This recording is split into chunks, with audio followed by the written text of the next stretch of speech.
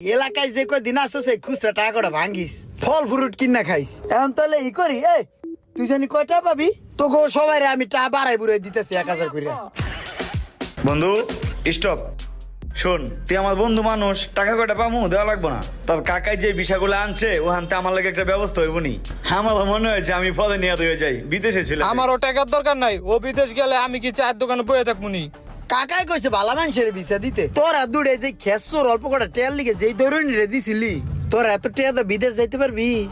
বন্ধু ওই কথা মনে করে আর কষ্ট দিস না, থাক তোর টাকা পয়সা যা লাগে আমি আমিও দিব, আমিও।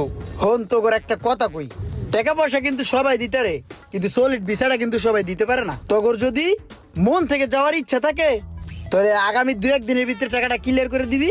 আগামী সপ্তাহে আমার লগে যাবে, একসাথে আমরা বুরুজ খলিফার 40 তলায় থাকবো, মজা করবো মন বই বুঝিস নাই? তাহলে হাত মিলা থাক, তাহলে টাকা ম্যানেজ কর।